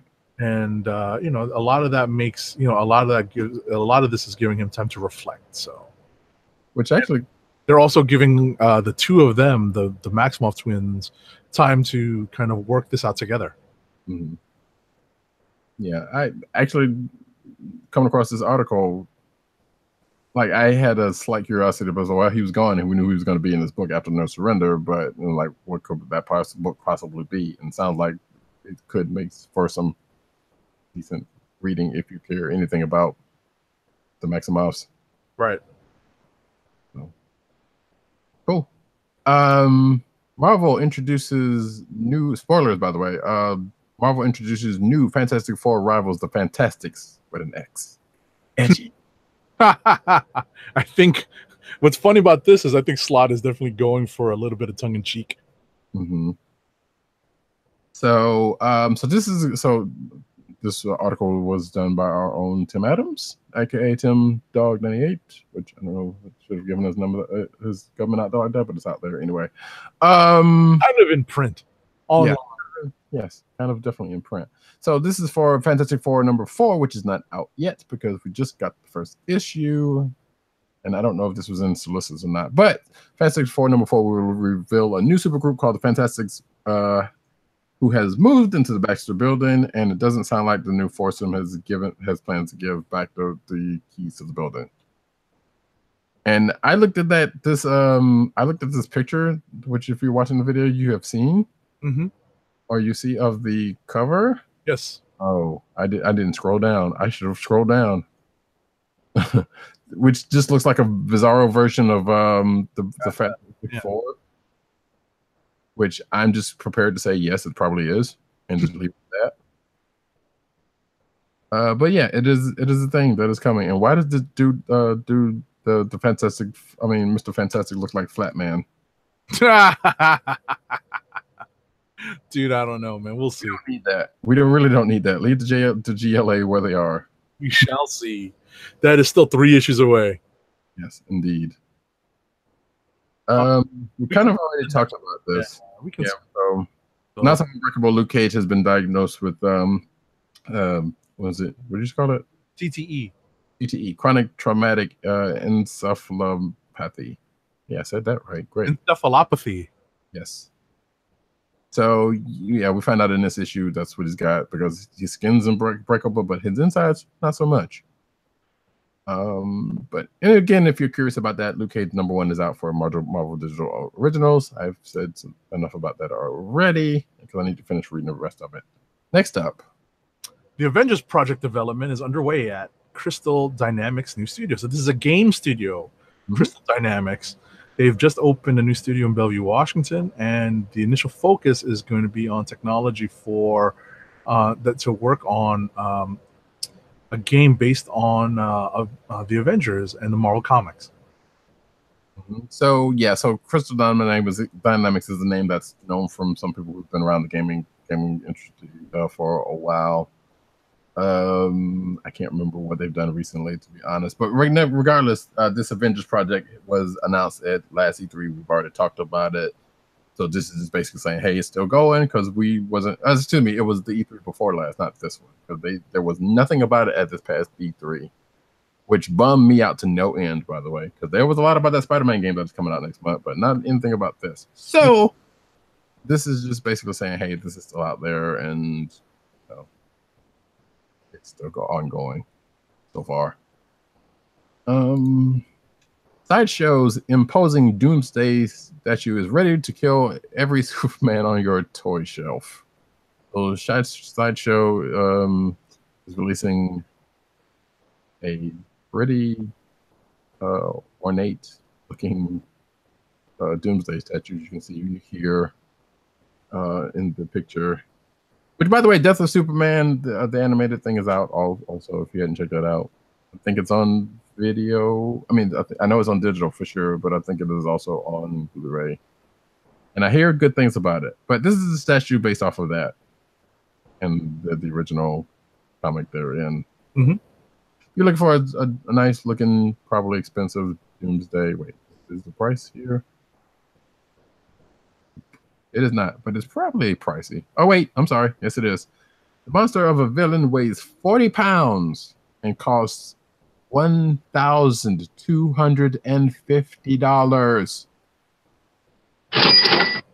Pre-orders are now open and expecting to arrive between May and July of next year. Yikes. That's a lot. And 40 pounds, that's heavy. Yikes. Wow. You can't handle the truth. And we can't handle that price. Absolutely. Not even trying to, because I'm not that big of a Doomsday fan anyway. Wow. Somebody's going to do it. Look, I couldn't afford the 250 Black Panther statue that I wanted, but so that's permanent though. You can always sell the statue. Anyway, what's next, President Bartlett? What's next? So, DC's Action Comics is Guinness World Records holder for longest running superhero comic book series. Okay. Which I guess makes sense because I don't think there has ever been a comic book that's even made 1,000, or at least concurrently, or much less, Mm-hmm. So yeah, on April 18th, 2018, 80 years later, DC published a landmark 80 issue 1,000, blah blah blah blah blah, and made the Guinness Book of World Records. So which makes sense because you have to have some record for hitting 1,000 in comics anyway. Because again, no book has ever done it. Right. DC's Injustice 2 universe includes the marriage fans have been wanting for years. And that is the marriage of one Harley Quinn and Poison Ivy. Wait. This is the time. It doesn't matter. Oh, stop. Stop it. Oh, brother. Stop it. Now, granted, it's obviously worth noticing is in the Injustice universe and not the Prime, whatever the Prime universe is of DC called. I don't care. Mm-hmm. But nevertheless, it is a thing, and there are some people that were like, yeah, rah, and obviously some assholes who were like, why, who cares? Or not, why, who cares, but, Yeah, I was about to say that's a little harsh for it doesn't matter. I would just say that a lot of people are fans of this Injustice stuff because it does give that edge because it's like a really big what if story that's just going and going. And there are people who are fans of this coupling also in the Prime, in the Prime, even though they've been kind of messing around with that one. Not messing around, but, just kind of treading lightly on it. Yep. So, but it's a thing in one universe, in the DC universe, if nothing else. So there you go. All right. Next up. So we have DC's Justice League is crossing over with D'Souza's Monica's gang. What? Yeah, I'm not familiar with that part of it, but this basically in another long line of crossover of Justice League / DC crossovers. I don't like the one we talked about earlier. But so yeah, in this crossover, Oh wait, DC's Justice League is doing a unique crossover with Brazilian cartoonist Aurico de Souza. It's Monica Gang. Doesn't really say what that's about, but nevertheless, in this crossover, Batman, Wonder Woman, Superman, and others meet de Souza's Monica, Jimmy Five, Smudge, and more in the December and January editions of de Souza's Portuguese language magazines. Monica, I'm not gonna do it. I'm not gonna butcher these names, but basically a bunch of de Souza's Portuguese language magazines, comics. So doubt if they'll see the light of day over here, but that is a thing if you have access to them. All right. Next up, Birds of Prey and X-Men editor Lisa Hawkins joins Valiant Entertainment. Oh, Valiant, sniping the talent. Well, whatchamacallit, they are rebuilding their editorial because Joe Illidge moved from Lionforge to them. So Valiant is definitely rebuilding their editorial. Hey, Joe Illidge making moves. Yep. Speaking of actually Lionforge, there's a it's in clickbait, so I didn't bring up, but there's a interview with Gail Simone, who we've already talked about, is heading up the camp over there on the Catalyst Prime stuff, the world builder, as I say. So you can check that out if you have the show notes. Mark Millar launches his best character ever with new Netflix Image title Prodigy. Apparently, Prodigy is, the name may or may not suggest, the world's smartest person, the world's smartest man, who gets tired of being the most successful person in the world and aims for something more. His brilliant mind needs constant challenge, so he's become the go-to guy for governments around the world when a problem arises they just can't handle. That is from the Netflix description of the series, which is still weird from hearing Netflix publishing. Well, technically not publishing comics because Image is actually putting these out, but yeah, even behind doing anything with comics, that's not animated or live action. So yeah, so apparently this is a work for hire project being done for Netflix with plans to publish the limited series through Image beginning this December. There you go. Alrighty. Next up, Fiona Staples, Faith Aaron Hicks, more have been recruited for Smut Peddler's Sex Machine. So Smut Peddler is an indie anthology put out by Iron Circus Comics. I guess full disclosure, I have backed some of these on Kickstarter a couple of times. Judge if you want, if you do. But the Kickstarter for this particular iteration of the anthology, if the name sounds any kind of, it's basically sexy kind of comics. Not necessarily, well, some might be erotic, some not, but you know, they're not always just like X-rated. Let's put it that way from what I remember. But anyway, the theme this time is sex machines. Actually, someone might be a little more. Regardless, it doesn't matter. But if you are in any interest in them, you should check this out. The Kickstarter kicked off Monday afternoon and made its goal, actually. Because I saw from Spike Troutman that the Kickstarter made it. And so now they're doing like stretch goals and whatnot. So, and made it fairly quickly. But yeah, so Faith Evan Hicks, Fiona Staples, Meredith McLaren, Savannah Gancho, and more folks are involved in this. Go check it out if you have some interest. It will be releasing this October. Okay. Next up, Fox has pulled. Oh no, scratch that. Rewind. My turn to rewind. The Hope Anthology brings to what the heck? It's that kind of night, folks. The Hope Anthology is raising money for Flint, Michigan and their water crisis. Which still doesn't have any water after, what, a year, 2 years? Yeah. It's ridiculous, but plain idiot in chief. and such, whatever. So yeah, so there is an anthology for Flint, Michigan that is coming out September, I believe it is. Yes, will be released in September 1st at a release party and concert in Flint, Michigan at Foster Coffee House. There's a bunch of bands that'll be at that thing. And there's a mention, so if you're in the area, you can go check that out for the concert part of it. But the creative team behind Hope plays a large part in the unique anthology they've created. Writers Jonathan Diener and a bunch of I gotta go through all these names, but there's a bunch of people with this. A lot of people contributing. So if and when this book comes out, go check it out. Wait, Matthew Rosenberg owned a record label? I did not know that. Learn something new every day. Yeah, no. So apparently Max Bemis and Matthew Rosenberg are a part of this also. So yeah. Anywho, that is a thing. It's coming out. Check it out. Hopefully, but closer to the time, we'll let you guys know about it a little bit more. Now you can get to this one. Fox has pulled the Buffy license from Dark Horse.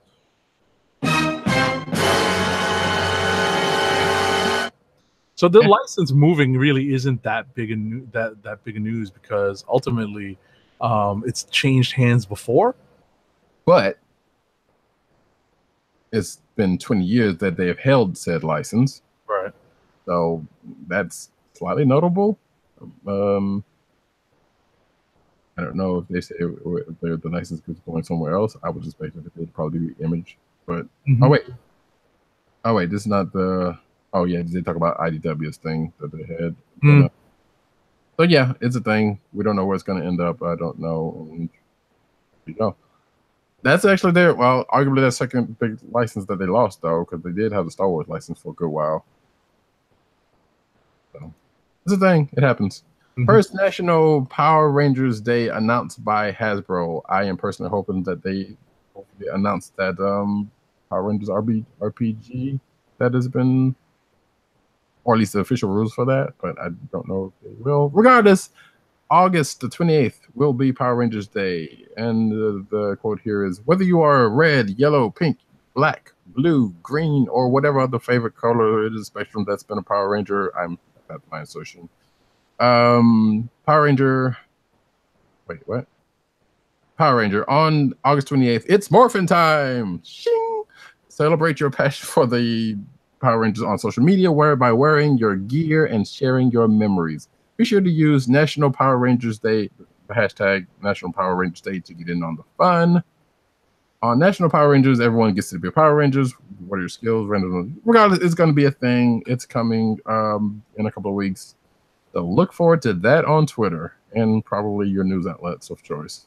And what is it? The latest in the James Gunn watch was right. Apparently, Walt Disney Studio Chairman Alan Horn met with him, and they still are not going to bring him back for the third Guardians movie. So that's not going to happen, folks. It doesn't seem like. Sorry. There was that they were trying to maybe negotiate for another movie or something. Sounds like a rumor there was about that. I don't know if that was actually true or not. Right. Which actually doesn't make any sense if that's the case. But regardless, I think we may have talked about that. If we have something concrete for you guys, which that might be the most concrete you're going to get at this point. And yeah, we'll address it. But yeah, it is what it is at this point. I do want to bring up something. I didn't put it in the news, but if you're a fan of Prince, there are going to be 3 Prince Pops, Funko Pops coming. Yes, that is not comic book related, but whatever. Sometimes we say the rules around here. And that, I believe, it is that. Because that very corner is we don't need. Before we end off the show, we have another ad read. Or take it away.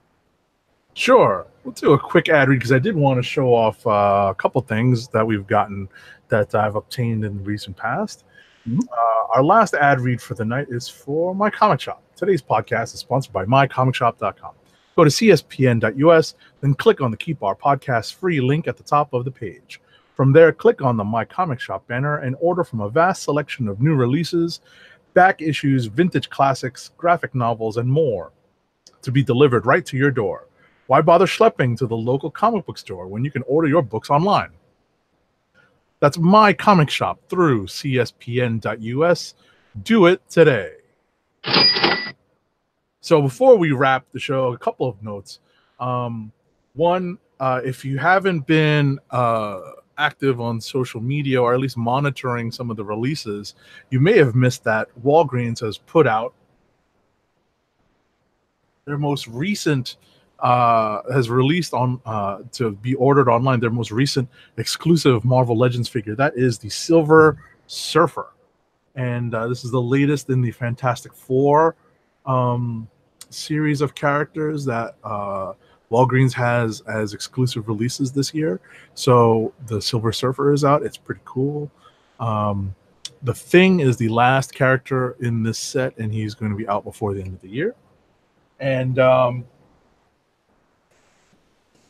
shout out again to @MattWang97. While I was on hiatus, I did receive several goodies, and I did make mention of them, but I didn't show them on the show. But I did get from San Diego Comic-Con, thanks to @MattWang97, the Arthur Adams Convention Special 2018. This is the art book. It's pretty cool. It's right there on the screen. And last but definitely not least, our good friend @MattWang97 picked up for me the exclusive Red Skull and Electronic Tesseract 10-year Marvel Anniversary Marvel Legends.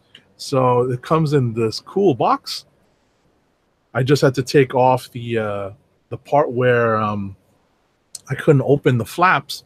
So it looks like the case that the Tesseract is in. And from the first Avenger movie.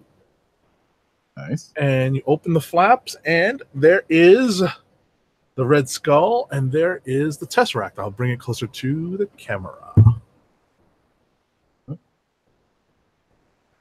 There you are, folks. People who should be watching on video can now see the 10-year anniversary Marvel Legends Red Skull and the Tesseract. I have not opened it yet to power up the Tesseract. Hoping to do that shortly. And now people are jumping in the mentions about that about that Ironfish run. But that's right, we're gonna get around to it. And also shout out to Matt Wang who says that he has the Mouse Guard board game, because of course he does. Of course he would. Of course he is the whatchamacallit, tabletop and board game and role playing game person. He's an enthusiast. Yes. I was going to say that and I already showed off the stuff that Matt got from me, and I'm slightly excited because why he did have a hand in this. Hasbro put some of their exclusives on sale on the 13th, which that was a part of, by the way. And I was able to get, which I don't have yet, but I will show them when I get here, the Power of the Primes Optimus that they have, and also the Bumblebee. I don't know why I got that one, but I got it anyway because it came with 2 cassette tapes to transform. So I got both of those because Matt tried to get those from me, but they were sold out. So glad you're able to get them. Yeah, and because last year I couldn't get the other Prime one they had, which was a cool kind of skateboarding one. But now we got another skateboarding one because it's basically the Optimal Prime from Beast Wars. Gotcha. So, alrighty. So, I guess we can wrap the show. Wanted to pay some respect.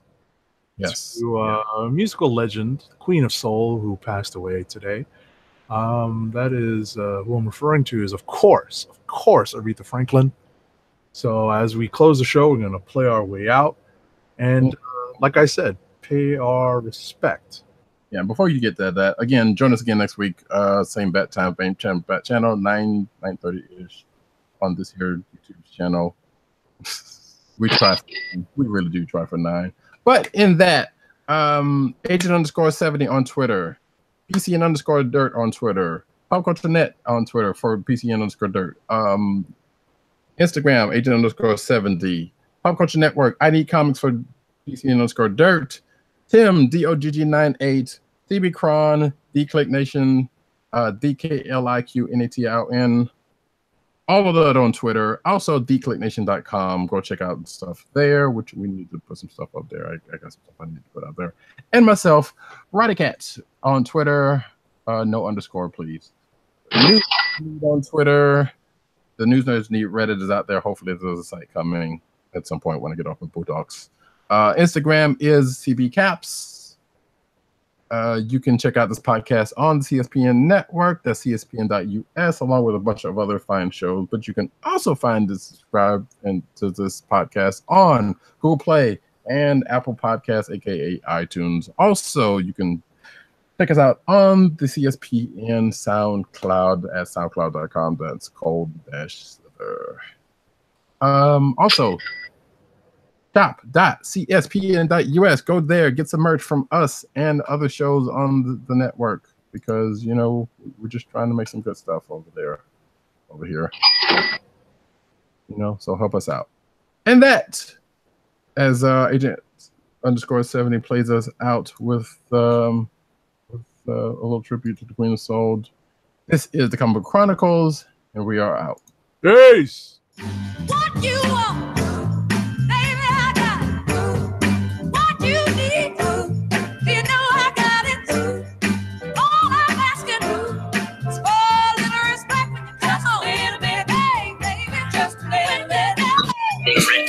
Would you believe it's Dr. Doom?